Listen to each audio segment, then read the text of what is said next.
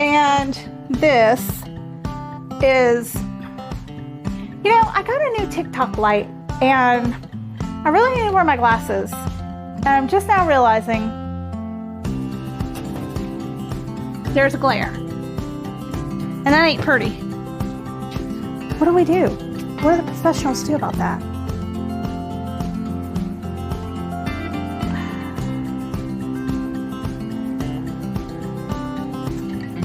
I guess we take the glasses off.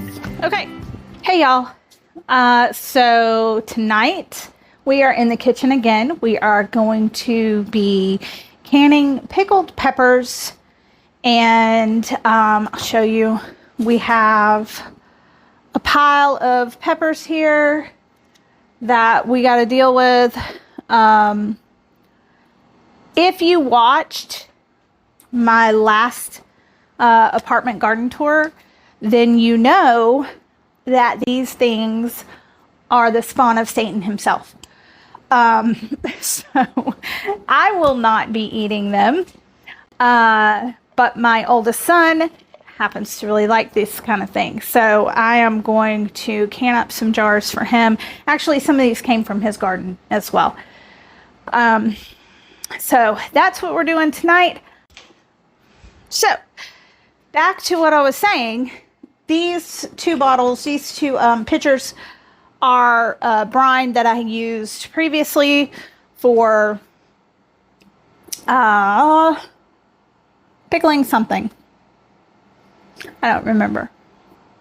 Oh, I pickled some peppers for Nick and his friend Cody. I didn't can them like to make them shelf stable. I just pickled them so that they could keep them in the fridge. So tonight we are going to be canning it so that they can be shelf stable, because we have a lot of pickled peppers now. So this should last them, I don't even know how long, for a long time. So let's get started. The first thing I am gonna do is put on some gloves, because hot peppers burn hands. No bueno. Okay. I need to heat the brine to boiling. I have to get my water bath canner heated up with some water in that as well. And I have my jars clean already, and then I'll put them in there and we'll let it do its thing. But I do want to get these sliced up first. I need a bowl. I asked Nick, did he want them whole? Did he want them sliced? And he said slices this time. So, I'll get rid of that one. That's what we're doing. And I'm going to try, because I do have to cook these for a little bit in the brine. I'm going to try to be very uniform, you see, with my slices, but also not make them too thin, because I don't want them to disintegrate. And I just realized now I have these gloves on. I have peppers on my hands, and I potentially need to touch my phone.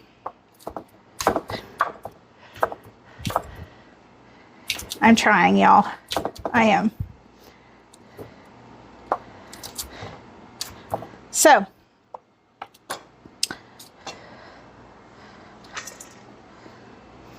I'm going to finish slicing all of these up, and then I'll get right back with you.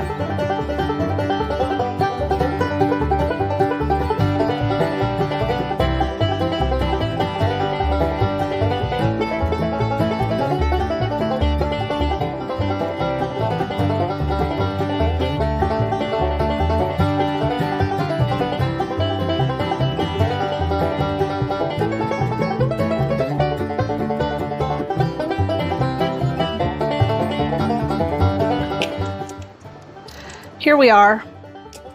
Me and you hanging out in the kitchen. Just doing our thing. So I just realized I could probably take this time while I'm just kind of standing here cutting these peppers to, I don't know, tell a little story. A little story about a little girl who used to draw pictures. And those pictures seem to always revolve around growing, oh, got a bad spot. Growing a garden. So, obviously, that little girl's me. That's who I'm talking about. So when I was little, I like to draw, just like all other little girls probably do. But from what I can remember, I'm sure that I drew other things other than farms. But the only thing I can remember is just drawing over and over and over again pictures of farms. You know, like a big 2-story farmhouse with a garden out on the side of the house.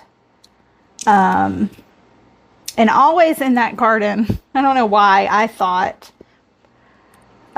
corn was like, that's what you grew in a garden. I don't know that I ever drew any other vegetable. I can't remember in my gardens as a 6, 7, 8-year-old. So I just drew big corn stalks, and you know, it was always the same picture. And now looking back on it as an adult and knowing that for the majority of my life, my adult life anyway, I have wanted to garden. I've wanted to homestead. There have been times in my life where I had an opportunity, but things just never worked out. So they never worked out for many different reasons. You know, mistakes, bad decisions being made, you know, whatever. Life is life, and we all, you know, have made decisions before in our lives where maybe the outcome wasn't exactly what we wanted. And so I have lived on what I thought was going to be my homestead. And it didn't work out. I have moved a lot, and always, you know, not like out of this area. I've always been in this area. And so being a rural area, you know, the places that I would move to, we often had room to grow a garden. And when I could, I would. Or at least try. Now,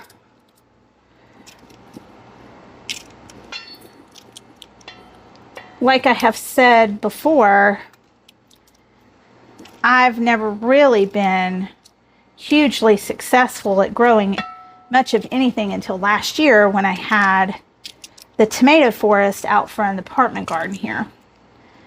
That's because I was bound and determined not to fail again. I did a lot of research. It was a lot of hard work. But I enjoyed it. I enjoyed it a lot. I don't know necessarily why I'm thinking about these little pictures right now that I would draw when I was a little girl. Except that, you know, it shows that my heart's desire, my dream, has always been to do this. And here I am, 44 years old, and just now doing it. You know, like really doing it. If I could touch the camera right now, I would angle you up to see my face. Hang on, maybe I can. Okay, let's see.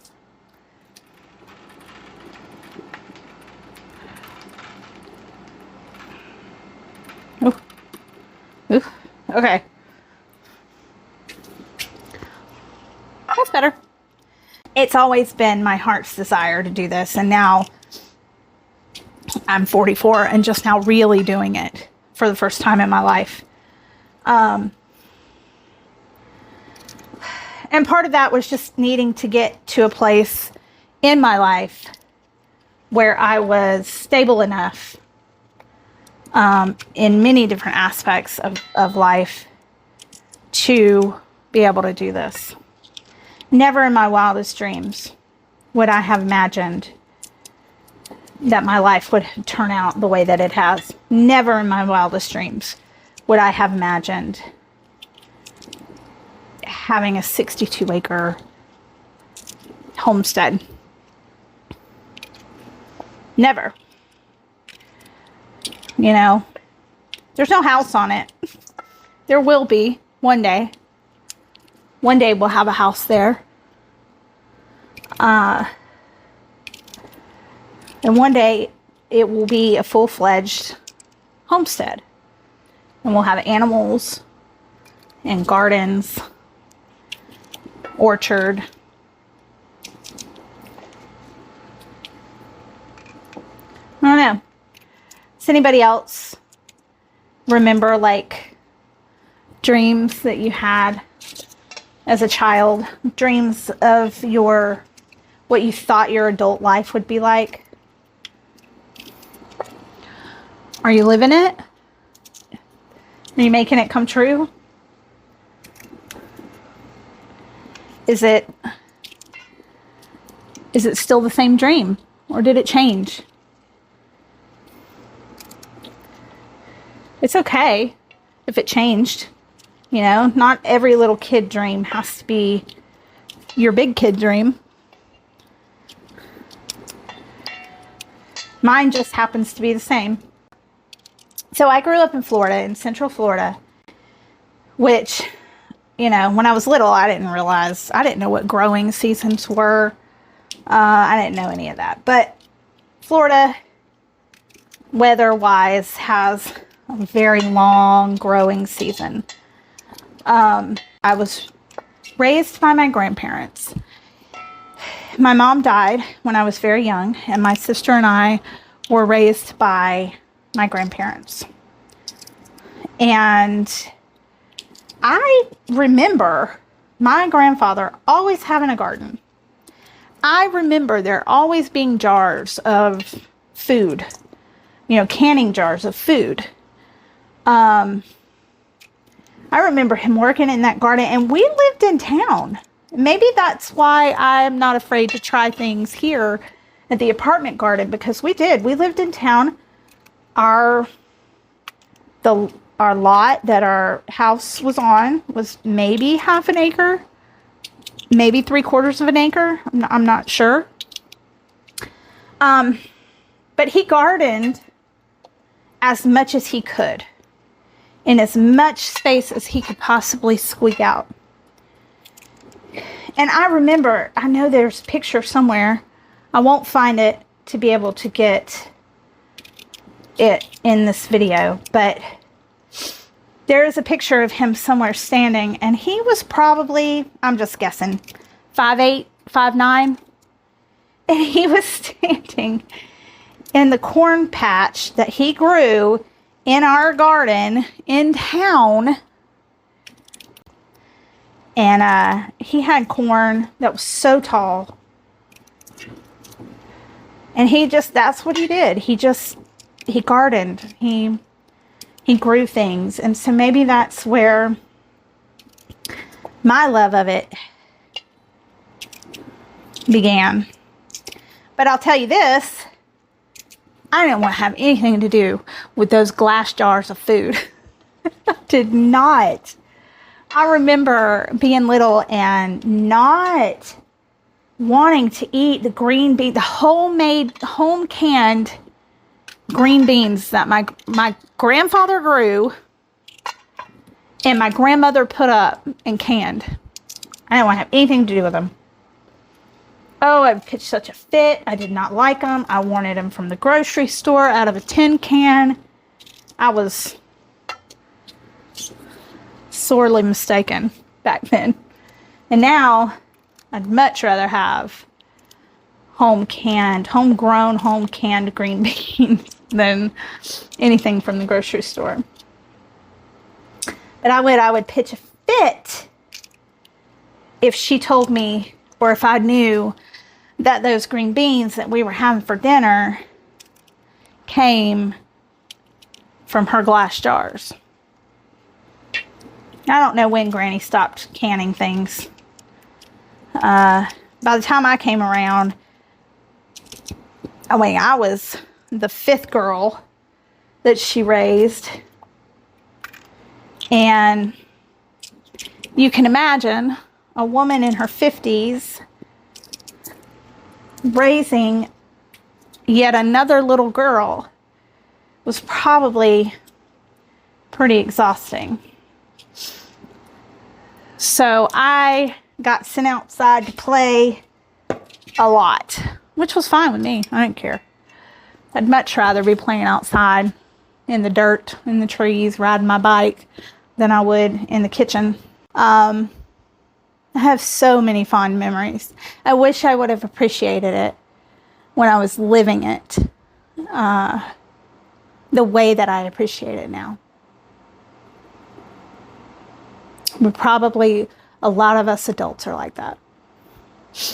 So I have finished slicing all of my jalapenos.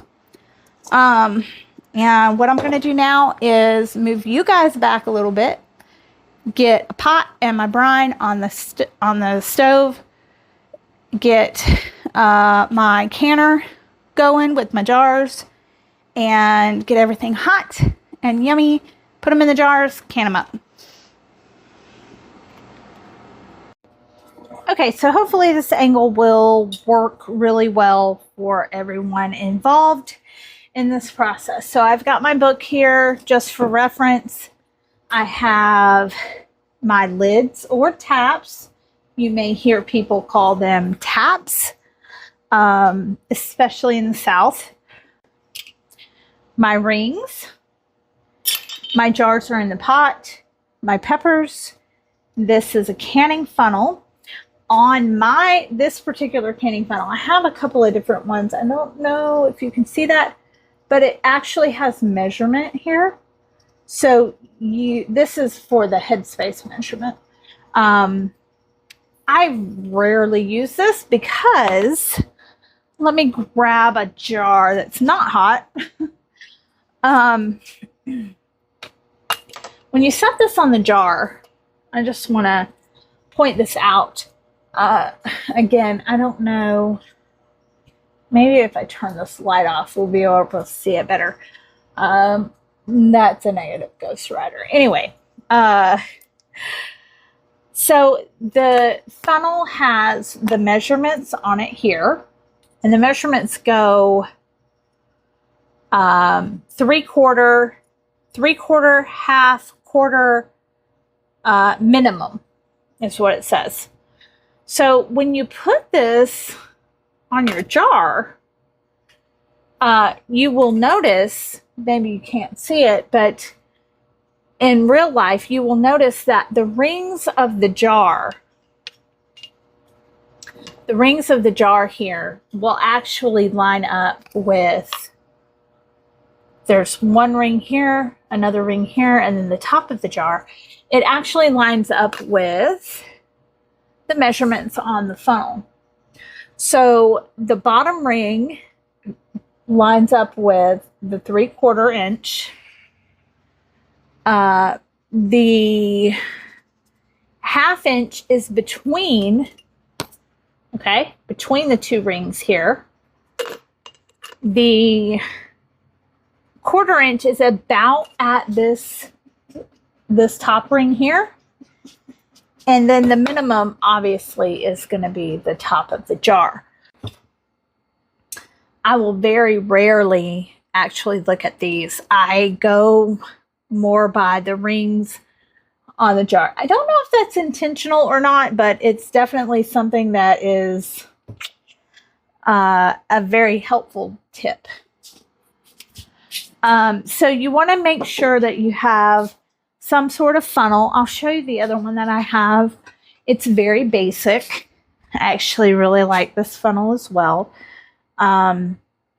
It's just, there's nothing fancy about it. It just sits down in the jar, you fill it up, you move on. The reason I like the red one better than the blue one is the blue one actually sits down inside the jars. The red one sits on top of the jars. So, just preference. I have my ladle here for my peppers and my brine. And I need my jar lifter. So, a jar lifter is just that. It lifts the jars out of the pot. It is shaped here to accept the jar, and it has like a silicone lining or whatever on it so that it grips and it is secure. So the other thing I have is I have my paper towel here. I have wet it just to clean off the rim. We talked about that earlier. And then I have also, I like to use, this is a barbecue skewer.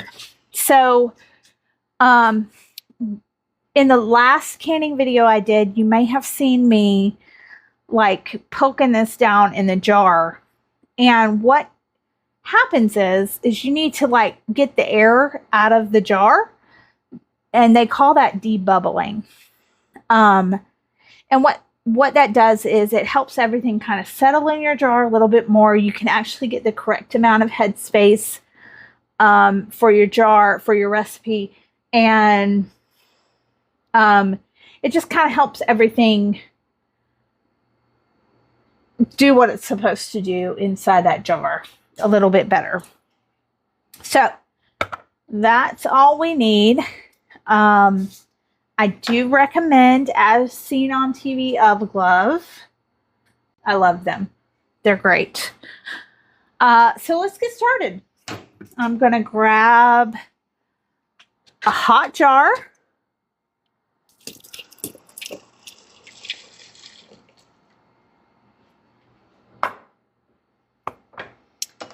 Funnel. And then, so here's where the Of Glove comes in. And then I can just ladle my peppers or whatever my contents are into my jar here. I'm going to get brine. I'm going to get contents. I honestly, now that I'm looking at the amount of peppers that are here, I might only have 3 pints. So I'm going to try to get that liquid and the contents, the peppers, up to, what did we say? A 1/2 inch? 1/2 inch headspace. And that's where our little skewer comes in. Because, I don't know if you can see that, but this is at the top of the jar at the moment.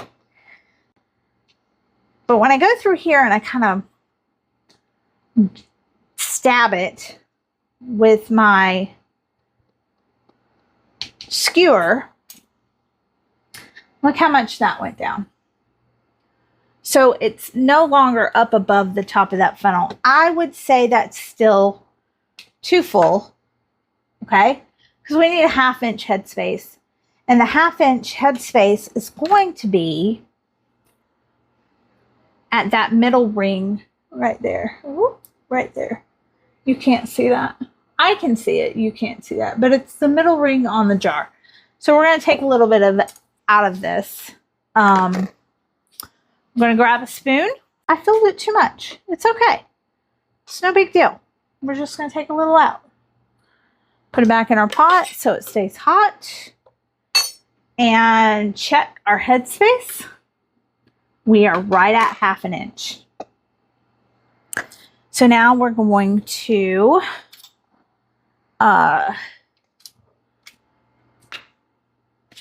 wipe the rim of our jar. Even though we are working with water and vinegar here, we're still going to, it's nothing oily, it's nothing fatty or anything like that. We're still going to make sure that's clean. Put a lid on it or a cap, put a ring on it. And that goes into the canner, just like that. Now, we're going to continue. Put that in the canner, grab another jar.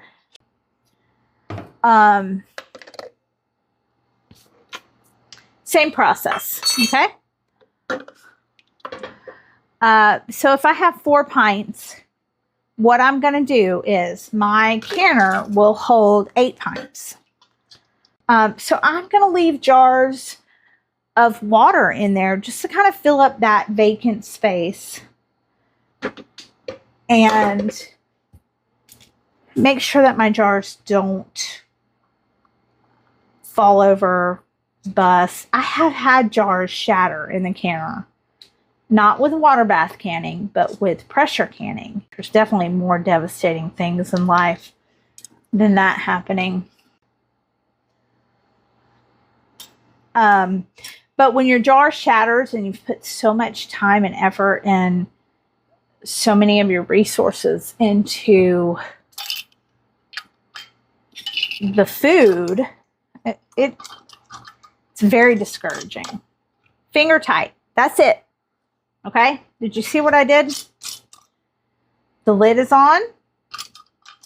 I'm putting the ring on. I'm screwing it down. That's the bottom of it, okay? Right there. One more turn. That's it. That's finger tight. That's what you want. You want that vacuum to be able to happen. You don't want to tighten it down too much, because what will happen is your lid will actually buckle and bend. And I have done that, just not knowing what I was doing. And you put a lot of time and effort into this. You want to make sure that your jars seal. So here we are. We're still filling.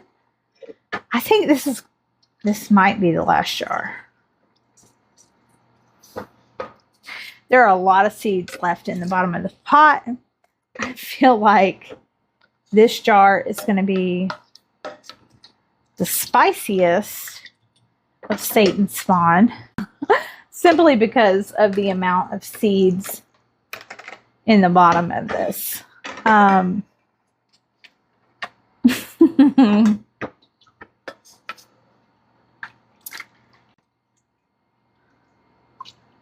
actually only going to have 3, so I wasn't that far off. There's also, this looks like a lot of seeds in the bottom of this, but it's also the garlic. So that's just something that happens. The very last of it is what ends up having a lot of the seasonings left in it. So I just filled that up. I'm going to debubble it because I still have a little bit of contents left in my pot. And I want to try to fit it all in this jar. So even though I have lots of liquid in here, I'm going to try. I mean, we're really, really close. If I pour the liquid off of this, I might be able to get just the peppers in there and be done with just 3 pints. So, I don't know if you can see in the video, probably not. I'm just going to take a little bit of this liquid out for now with my spoon because I really want to try to get all these peppers in this jar. There's not that many, but I am going to fish them out of this pot.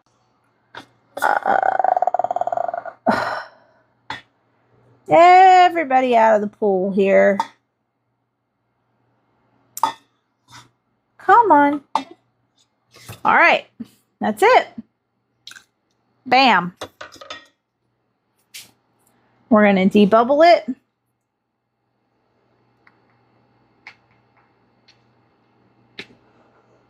I think, honestly, we could add a little bit of brine to that. We need a 1/2 inch headspace. We're not quite there. There we go. Man, that recipe worked out pretty good. So, other than it only being 3 pints, instead of, you know, ideally you would have a full canner, 8 pints in mine. That's okay. It's no big deal. Okay. So where we're at now is we've got our 3 pints of pickled peppers in the canner. We're going to process pint jars for 10 minutes, turn off the heat, remove the cover, and let the jars cool for 5 minutes before we do anything else. We're going to remove the jars from the canner, and we're not going to mess with them, okay? We're going to take them out of the canner. We're going to set them on a towel on the counter. We're going to leave them. We're not going to retighten the rings. We're not going to touch them. We're not going to do anything for at least 12 hours, okay? And then we're going to check the seals. They should all seal. We shouldn't have an issue. Label and store your jars. So that's where we're at. We're going to turn our burner on. Well, it's on because I was keeping everything hot, but I'm going to turn it up. I'm going to put the lid on it so it will boil faster. And then I'm going to once it starts boiling, I'm going to let it boil for 10 minutes.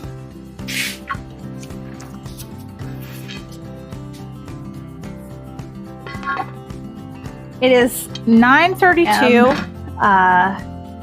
Still have to cook dinner. Tomorrow we should have 3 beautiful pints of pickled peppers.